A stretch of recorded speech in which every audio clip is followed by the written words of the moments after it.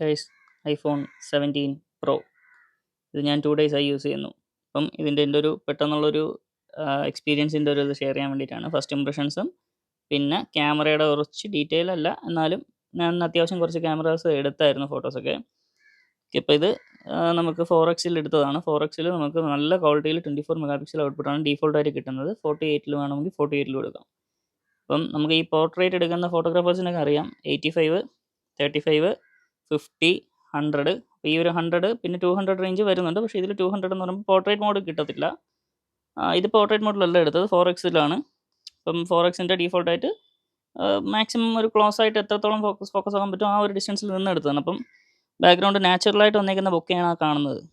ബൊക്കെയല്ല, background blur കണ്ടില്ലേ, നാച്ചുറലായിട്ട് വന്നിരിക്കുന്ന ഒരു സാധനമാണ്. സോ അതാ ഒരു ടെലിഫോട്ടോ ലെൻസിൽ നിന്ന് കിട്ടിയ ഒരു ഇതാണ്, അല്ലാതെ ഞാൻ ബ്ലർ ആക്കിയതല്ല.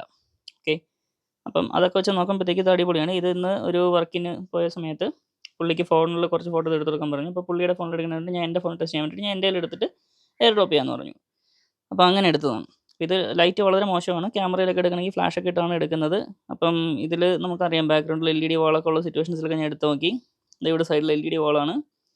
അപ്പോൾ HDR അടിപൊളിയായിട്ടാണ് വർക്കായിരിക്കുന്നത്. ക്യാമറയിലാണെങ്കിൽ അറിയാമല്ലോ, ഫ്ലാഷൊക്കെ ഇട്ട് നമ്മൾ കഷ്ടപ്പെട്ടിട്ടൊക്കെ ആയിരിക്കും ആ റിസൾട്ട് കിട്ടേണ്ടത്. പെട്ടെന്നൊരു സോഷ്യൽ മീഡിയ പ്ലാറ്റ്ഫോമിൽ ഷെയർ ചെയ്യാനൊക്കെ ഉള്ളതിന് ഇത് അടിപൊളിയാണ്. അത്യാവശ്യം നല്ല ക്വാളിറ്റിയിൽ തന്നെ കിട്ടുന്നുണ്ട്. ഓക്കെ, അപ്പോൾ ക്യാമറയുടെ കാര്യത്തിൽ ഐ എം 100% സാറ്റിസ്ഫൈഡ്.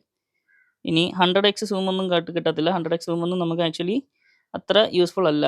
കാരണം അത് വിവോയുടെയൊക്കെ ഫോണുകളിൽ 100x സൂമും കാര്യങ്ങളൊക്കെ ഉണ്ട്. അതൊക്കെ ജസ്റ്റ് ഒരു ഗിമിക്ക് എന്ന് പറഞ്ഞ രീതിയിൽ നമുക്ക് ജസ്റ്റ് ഒന്ന് പറയാമെന്നുള്ളതേ ഉള്ളൂ. അപ്പം ആ ഒരു ഗിമിക്ക് ഞാൻ ആക്ച്വലി അതിലങ്ങോട്ട് സാറ്റിസ്ഫൈഡ് അല്ല. ഇത് പക്ക നമുക്ക് യൂസബിൾ ആയിട്ടുള്ളൊരു റേഞ്ച് എന്നുള്ള രീതിയിൽ കാൻഡിഡായിട്ടൊക്കെ എടുക്കുന്നത്. ഇത് ക്യാമറയിൽ എടുത്തതല്ല, ഇതിലെടുത്തതാണ്. ഓക്കെ, അപ്പം ഇതാണ് ഗൈസ് ഇതിൻ്റെ ഒരു ക്വാളിറ്റി എന്ന് പറയുന്നത്. ഇത് 8x എടുത്തതാണ്. പ്രാവ് പറന്ന് പോകണേണ്ടത്, വീട്ടിൻ്റെ ടെറസിൻ്റെ മുകളിൽ നിന്നെടുത്തത്, പ്ലെയിന് പോകണേണ്ടത്. ഓക്കെ, അപ്പം നമുക്ക് അത്യാവശ്യം ഒരു നല്ല ഫോട്ടോസ്, ഒരുപാട് റിസൾട്ട് ഇതിൽ നല്ല രീതിയിൽ കിട്ടുന്നുണ്ട്. അടിപൊളിയാണ് പോർട്രേറ്റ് ലെൻസ്, ഭയങ്കരമായിട്ട് എനിക്ക് ഇഷ്ടപ്പെട്ടു. ക്യാമറയുടെ കാര്യത്തിൽ എനിക്ക് വേറെ ഒരു പരാതിയും പറയാനില്ല. I am 100% satisfied. Base model എടുക്കുന്നതിനേക്കാളും നിങ്ങൾ പ്രോ തന്നെ എടുക്കണം. നിങ്ങൾക്ക് ക്യാമറ അത്ര ഇമ്പോർട്ടൻ്റ് ആണെന്നുണ്ടെങ്കിൽ. കാരണം പ്രോയും ഇതും തമ്മിൽ നൈറ്റ് ആൻഡ് ഡേ ഡിഫറൻസ് ആണ് ബേസും തമ്മിൽ. കാരണം സെൻസറിൻ്റെ സൈസ് വലുതാണ്. ടെലിഫോട്ടോ ലെൻസിൻ്റെ ഉണ്ട്. ടെലിഫോട്ടോ ലെൻസ് മാത്രമല്ല, സെൻസറിൻ്റെ സൈസ് തന്നെ വലുതാണ്. സോ നമുക്ക് ലോ ലൈറ്റിലൊക്കെ ആ ക്വാളിറ്റി ഡിഫറൻസ് നമുക്ക് ഫീൽ ആവുന്നുണ്ട്. ഓക്കെ, ചുമ്മാ പറയുന്ന സംഭവമല്ല.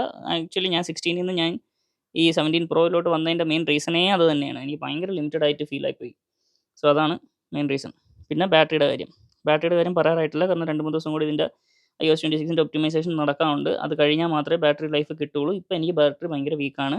അത് എൻ്റെ iPhone 16 ഞാൻ പറഞ്ഞ iOS 26 അപ്ഡേറ്റ് ചെയ്തതിന് ശേഷം 3 വീക്കായിരുന്നു. അത് 2-3 ദിവസം ടൈം കൊടുത്തിട്ട് ഞാൻ അതിൻ്റെ ഡീറ്റെയിൽ പറയാം. പിന്നെ പെർഫോമൻസിൻ്റെ കാര്യത്തിൽ ഒന്നും പറയാനില്ല.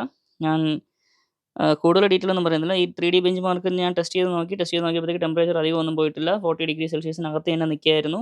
ടെമ്പറേച്ചർ അങ്ങനെ ഹൈ ആയിട്ട് റേസ് ആയിട്ടില്ല. പിന്നെ റേസ് ആയാൽ തന്നെ ടെമ്പറേച്ചർ ഈക്വലി ഈ ഫുൾ ബോഡി മൊത്തത്തിൽ ഡിസ്ട്രിബ്യൂട്ട് ആയി ഈക്വലി ആയി പോയാണ്. ഒരിടത്ത് പർട്ടിക്കുലർലി ഹോട്ട് ആയിട്ട് നിൽക്കില്ല.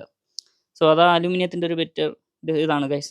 പിന്നെ ഇതിൻ്റെ ഡിസൈനിൻ്റെ കാര്യം, കയ്യിൽ പിടിക്കാൻ നല്ല സുഖമുണ്ട്. മുമ്പത്തെ പ്രോ പിടിക്കുമ്പോഴത്തേക്ക് പോലും അറ്റത്തൊരു എഡ്ജൊക്കെ നമുക്കൊരു ചെറിയ ഷാർപ്നെസ് പോലെ ഫീൽ ആവും. ഇതങ്ങനെയല്ല. ഇത് കറക്റ്റ് ഈ ഒരു യൂണിബോഡി ടൈപ്പ് ഡിസൈൻ ആയത് കാരണം കയ്യിൽ ഹോൾഡ് ചെയ്യാൻ നല്ല ഫീലുണ്ട് ഗൈസ്. ഇവിടെ നിന്ന് ഈ ഒരു ഇത് വന്നേക്കണ കാരണം കൈ ഹോൾഡ് ചെയ്യാൻ നല്ല ഫീലുണ്ട്. പിന്നെ മെയിനായിട്ട് ഡിസൈനിൻ്റെ ഒരു കാര്യം പറഞ്ഞാൽ, ഇപ്പം നിങ്ങൾ ബാക്കി പ്രോ ഉപയോഗിക്കുന്നതിൽ നിന്നും ഇതിൽ വന്നാൽ പോലും ഈ ഒരു ബമ്പ് കണ്ടോ, ഈ ബമ്പുള്ളത് കാരണം കുറച്ച് ടോപ്പ് ഹെവി ആണെന്നുള്ളൊരു ഫീല് വരും. നമ്മൾ പെട്ടെന്ന് ഇങ്ങനെ കയ്യിലെടുക്കുമ്പോൾ മാക്സ് എടുക്കുമ്പോൾ വലിയ പ്രശ്നം വരില്ലായിരിക്കും. ഇതിൽ നമ്മൾ ഈ ചെറിയ സ്പേസിൽ പിടിക്കുമ്പോഴത്തേക്ക് പെട്ടെന്ന് ആ ഒരു വീണ് പോകുമ്പോഴത്തെ ഒരു ഫീൽ വരും. അത്രയ്ക്ക് അങ്ങനെ വീണ് പോകില്ല, വിവോയുടെ X200 പോലെയൊന്നും പോകില്ല. പക്ഷേ നമുക്ക് ആ ഒരു ഫീൽ വരും. കൈ ഇങ്ങനെ പിടിക്കാൻ നേരത്ത് ഇവിടെ തട്ടും, അങ്ങനത്തെ ഒരു ഇതുണ്ട്. അത് മാത്രമേ ഉള്ളൂ ഗൈസ്, അത് വലിയ ഇഷ്യൂ ഒന്നുമല്ല. ഓക്കെ, അപ്പം ഗെയിമിംഗ് ഒന്നും ഞാൻ ഇതിലങ്ങനെ കളിച്ചില്ല. BGMI ഒക്കെ കളിക്കാനൊക്കെ പറ്റും, പക്ഷേ ഗെയിമിങ്ങിന് ഞാൻ നോക്കുന്നില്ല. മെയിനായിട്ട് പ്രോ യൂസിന് വേണ്ടിയിട്ടാണ്. ഓക്കെ, ഇതാണ് ഗൈസ് എൻ്റെ ഒരു ഫസ്റ്റ് ഇംപ്രഷൻ. ബാക്കി ഡീറ്റെയിലുള്ള കാര്യങ്ങൾ പിന്നെ എന്തെങ്കിലുമൊക്കെ എക്സ്പീരിയൻസ് ചെയ്യുമ്പോൾ ഞാൻ ഓരോന്നോരോന്നായിട്ട് വരാം.